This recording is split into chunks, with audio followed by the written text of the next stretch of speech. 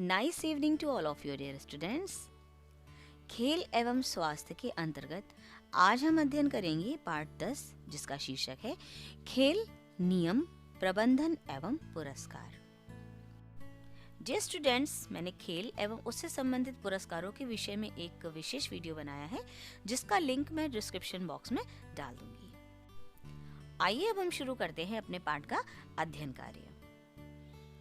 विद्यालय के खुलने एवं बंद होने का एक निश्चित समय होता है। विद्यालय में विषयों के अध्ययन, अध्यापन तथा खेल का समय भी निर्धारित होता है। ये इसलिए होता है कि पढ़ाई के साथ साथ खेलकूद भी सुचारू रूप से हो सके। यह सब विद्यालय प्रबंधन के अंतर्गत आता है। आइए अब हम जानते हैं कि खेल प्रबंधन किसे कहते हैं। जिस स्टूडेंट्स, विद्यालय में खेलकूद के आयोजन हेतु जब प्रबंधन किया जाता है तो उसे खेल प्रबंधन कहते हैं। इसके लिए निम्नलिखित बातों को ध्यान में रखा जाता है। खेल का स्थान, निर्णायक एवं समय निश्चित करना, मैदान के निर्माण हेतु सामग्री व खेल उपकरण उपलब्ध कराना, प्राथमिक चिकित्सा एवं सुरक्षा का पूर्ण प्रबंध करना, खिलाड़ियों, निर्णायकों तथा अतिथिगण के बैठने की व्यवस्था करना, पीने के पानी एवं जलपान की व्यवस्था करना, क्रीड़ा हेतु धन एवं आवास की व्यवस्था करना। आइए अब हम जानते हैं कि खेल नियोजन क्या कहलाता है। किसी कार्य को व्यवस्थित ढंग से करने के लिए उस कार्य की योजना बनाना अत्यंत महत्वपूर्ण है। खेल आयोजन से पूर्व भी उसकी योजना बनाना आवश्यक होता है। खेल नियोजन करते समय निम्नलिखित बातों को ध्यान में रखा जाता है। विद्यालय में उपलब्ध भौतिक, मानवीय संसाधन एवं खेल सामग्री की उपलब्धता, ऋतु, मौसम तथा परिवेश के अनुकूल खेल। खेल नियोजन में समितियों का गठन किया जाता है। इन समितियों की सहायता से खेल प्रतियोगिता योजना के अनुरूप संचालित होती है। सभी कार्य आरंभ से खेल समाप्ति तक सुव्यवस्थित ढंग से पूरा होता है। समिति के सभी सदस्य अपने कर्तव्यों को निभाते हुए खेल आयोजन को सफल बनाते हैं। खेल समिति का गठन निम्नानुसार किया जाता है। मुख्य समिति। मुख्य समिति के अंतर्गत अध्यक्ष, उपाध्यक्ष, सचिव तथा कोषाध्यक्ष होते हैं। सहायक समिति या उप समिति एवं उसके कार्य। सहायक उप समिति होती है खेल समिति, खेल उपकरण समिति, प्रचार समिति, बैठक व्यवस्था समिति, पंजीकरण समिति, स्वागत समिति, पुरस्कार वितरण समिति, अर्थव्यवस्था समिति, जलपान समिति। अब इनके कार्यों का विवरण भी देख लेते हैं।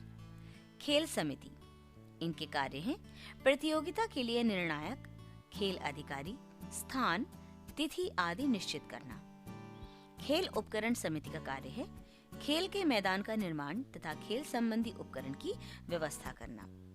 और प्रचार समिति, जिसका कार्य है प्रतिभागी टीमों को खेल संबंधी सूचना से अवगत कराना तथा समाचार पत्र में विज्ञापन देना। बैठक व्यवस्था समिति का कार्य है अतिथि, खिलाड़ी एवं दर्शकों के बैठने की उचित व्यवस्था करना।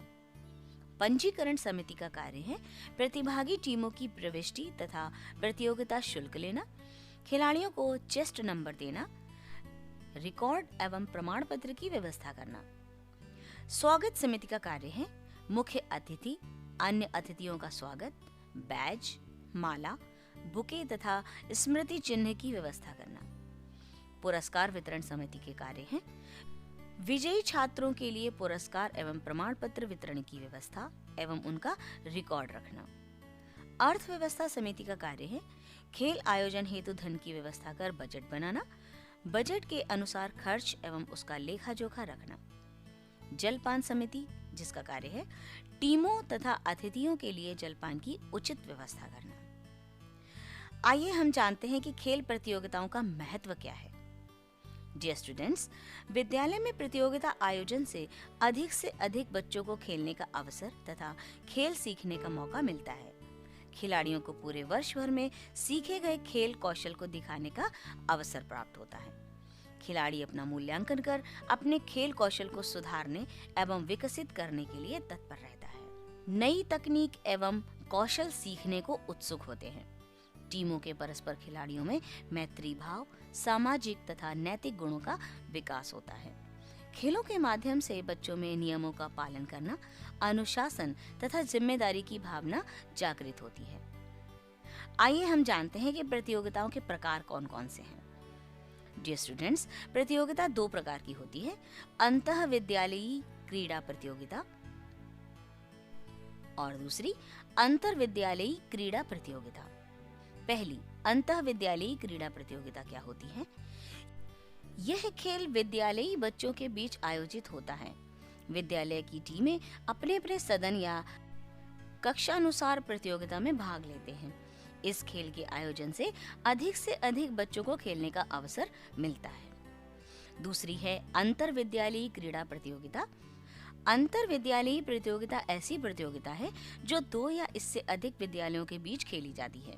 यह निम्नलिखित स्तरों पर खेली जाती है या आयोजित की जाती है। पहली, स्कूल स्तर पर विभिन्न कक्षाओं के मध्य। दूसरी, न्याय पंचायत स्तर पर यानी NPRC, जो विभिन्न स्कूलों के मध्य आयोजित की जाती है। ब्लॉक स्तर पर BRC, जो कि विभिन्न न्याय पंचायतों के मध्य आयोजित की जाती है। जिला स्तर पर विभिन्न ब्लॉकों के बीच। मंडल स्तर पर विभिन्न जिलों के बीच। प्रदेश स्तर पर विभिन्न मंडलों के बीच। राष्ट्रीय स्तर पर विभिन्न प्रदेशों के बीच। चलिए जानते हैं कि क्षेत्रीय खेल प्रतियोगिता क्या है। जिस स्टूडेंट्स ग्रामीण क्षेत्रों में बच्चों को खेल के प्रति प्रोत्साहित करने के लिए क्षेत्रीय खेलकूद प्रतियोगिताएं संपन्न कराई जाती हैं। ये प्रतियोगिताएं खेल निदेशालय द्वारा आयोजित होती हैं, जो कि ब्लॉक स्तर पर, जिला स्तर पर, मंडल स्तर पर तथा प्रदेश स्तर पर प्रतियोगिता आयोजित की जाती हैं। डियर स्टूडेंट्स, आपने अपने विद्यालय की रैली अवश्य देखी होगी। इस रैली में होने वाले खेल जैसे दौड़, कूद, कबड्डी, कुश्ती आदि की प्रतियोगिताओं में अवश्य भाग भी लिया होगा। यही खेल ब्लॉक स्तर पर भी होते हैं। ये खेल जनपद, राष्ट्रीय एवं अंतर्राष्ट्रीय स्तर पर भी खेले जाते हैं। आइए अब हम कुछ खेलों के बारे में जानते हैं। पहला है कबड्डी। कबड्डी खुले मैदान में 2 टीमों के बीच खेला जाने वाला खेल है। इसमें एक टीम में कुल 12 खिलाड़ी होते हैं। खेलते समय 7 खिलाड़ी प्रत्येक टीम में खेलते हैं और 5 खिलाड़ी अतिरिक्त होते हैं। यह खेल 15-15 मिनट की 2 पालियों में होता है। दोनों पालियों के बीच 5 मिनट का मध्यावकाश भी होता है। खेल का मैदान 11 मीटर लंबा व 8 मीटर चौड़ा आयताकार होता है। यह 2 बराबर भागों में बटा होता है। टॉस के साथ खेल शुरू होता है। यह टॉस जीतने वाली टीम की इच्छा पर है कि वह पाले को चुने या विपक्षी के पाले में कबड्डी खेलने वाले को भेजने का निश्चय करें।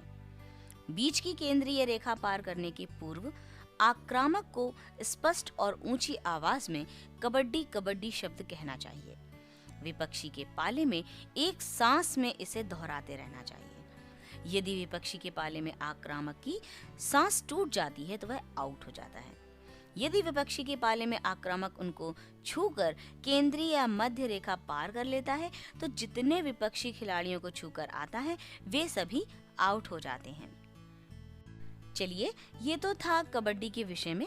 अब हम जानेंगे खो खो के विषय में। डियर स्टूडेंट्स, खो खो पोल की ऊंचाई 1.2 से 1.25 मीटर तथा मोटाई 10 से 11 सेंटीमीटर होती है। खो खो 2 टीमों के बीच खेला जाने वाला खेल है। एक टीम में 12 खिलाड़ी होते हैं। खेलते समय 9 खिलाड़ी प्रत्येक टीम में खेलते हैं। 3 खिलाड़ी अतिरिक्त होते हैं। खो खो का मैदान आयताकार होता है, जिसकी लंबाई 25 मीटर तथा चौड़ाई 14 मीटर होती है। इस खेल के प्रत्येक पक्ष को 2 बार पीछा करना और 2 बार भागना होता है।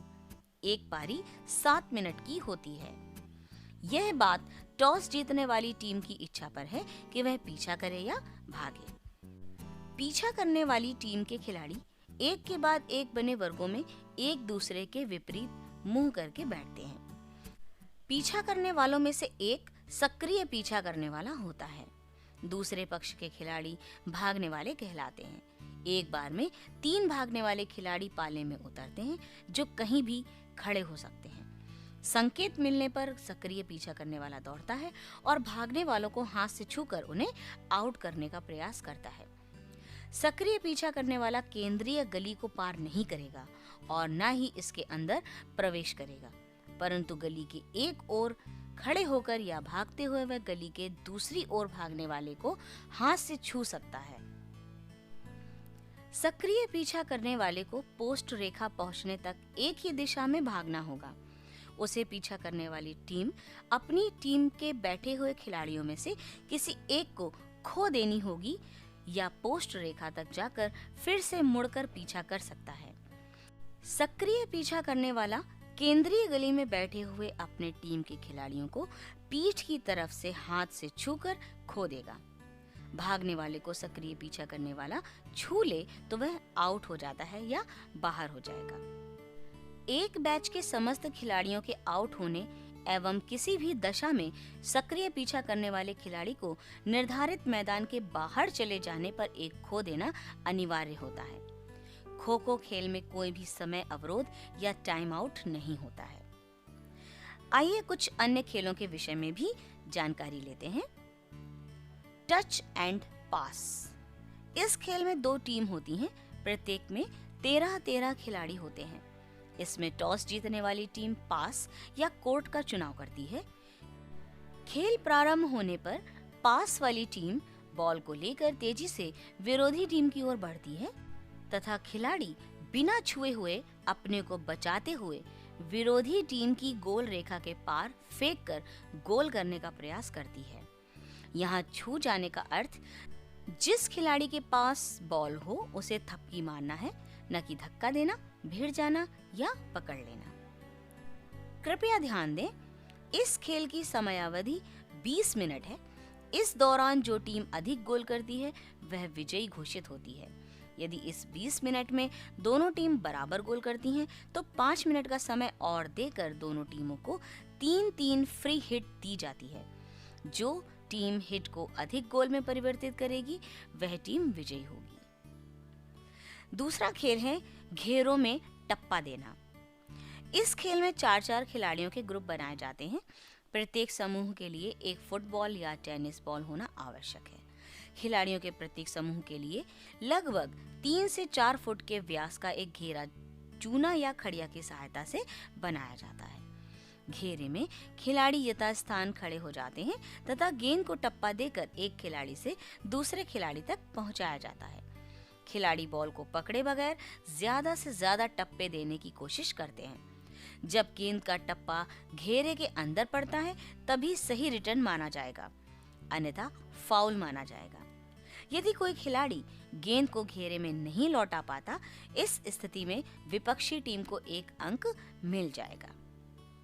अगला खेल है लंबी कूद। कूद में भाग लेने वाले को निर्धारित पथ से दौड़ते हुए टेक ऑफ बोर्ड पर पैर रखकर कूदना होता है।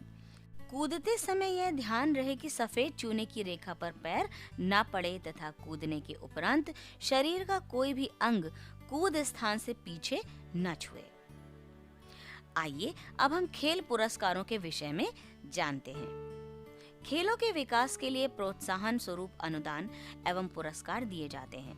हमारे देश में केंद्र एवं राज्य सरकारों द्वारा खेलों के विकास के लिए निम्नलिखित पुरस्कार दिए जाते हैं।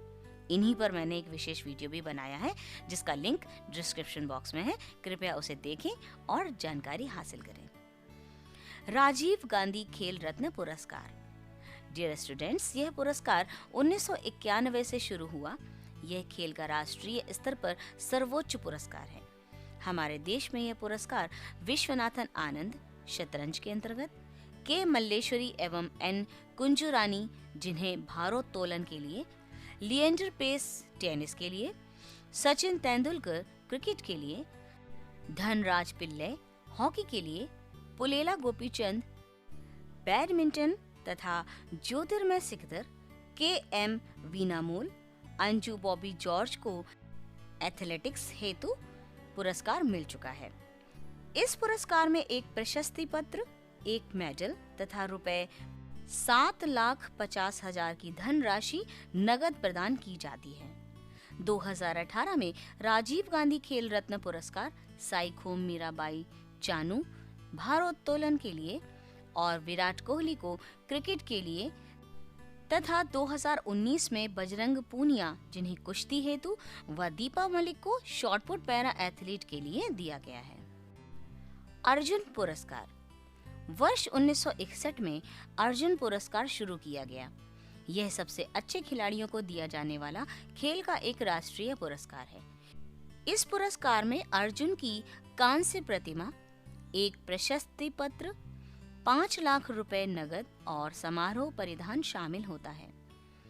द्रोणाचार्य पुरस्कार। यह पुरस्कार वर्ष 1985 से प्रारंभ किया गया। द्रोणाचार्य पुरस्कार उन प्रशिक्षकों को दिया जाता है जिन्होंने पूरे वर्ष के दौरान उत्कृष्ट सफलता हासिल करने वाली टीम या खिलाड़ी को प्रशिक्षित किया है। इस पुरस्कार में 5 लाख रुपए नगद, द्रोणाचार्य की एक प्रतिमा, एक प्रशस्ति पत्र, एक समारोह परिधान और एक टाई दी जाती है। लक्ष्मण पुरस्कार। यह पुरस्कार उत्तर प्रदेश शासन द्वारा उन खिलाड़ियों को दिया जाता है जिनका वर्ष भर में बहुत अच्छा प्रदर्शन होता है। इसमें पुरस्कार की नगद धनराशि 50,000 रुपए तथा प्रशस्ति पत्र दिया जाता है। रानी लक्ष्मीबाई पुरस्कार। यह पुरस्कार उत्तर प्रदेश शासन द्वारा उन महिला खिलाड़ियों को दिया जाता है जिनका राज्य एवं राष्ट्र स्तर पर उत्कृष्ट प्रदर्शन होता है। इसमें पुरस्कार की नगद धनराशि 50,000 रुपए तथा प्रशस्ति पत्र प्रदान किया जाता है। चलिए अब हम पहुंच चुके हैं अपने अंतिम पड़ाव पर, तो चलते चलते इन्हें भी जान लेते हैं। उत्कृष्ट युवा क्लबों को पुरस्कार। युवा क्लबों द्वारा राष्ट्र निर्माण में सक्रिय भागीदारी को प्रोत्साहित करने के लिए वर्ष 1992-93 में यह योजना प्रारंभ की गई। यह योजना 3 स्तरों जिला, राज्य और राष्ट्रीय स्तर पर चलाई जा रही है। खेल छात्रवृत्ति योजना। वर्ष 1970-71 में शुरू खेल प्रतिभा खोज छात्रवृत्ति योजना ने 1997 में खेल छात्रवृत्ति योजना का रूप ले लिया। इस योजना के अंतर्गत राष्ट्रीय स्तर, राज्य स्तर और विश्वविद्यालय या कॉलेज स्तर पर छात्रवृत्तियां दी जाती हैं। तो डियर स्टूडेंट्स, आज हमने जाना कि खेलों का प्रबंधन एवं नियोजन, खेल समिति, विद्यालयी प्रतियोगिताएं, क्षेत्रीय खेल एवं खेलों से संबंधित पुरस्कार एवं छात्रवृत्ति क्या है। हम मिलेंगे अपने अगले वीडियो में। तब तक के लिए अपना विशेष ध्यान रखिए। खूब पढ़ें, खूब बढ़ें। Thank you.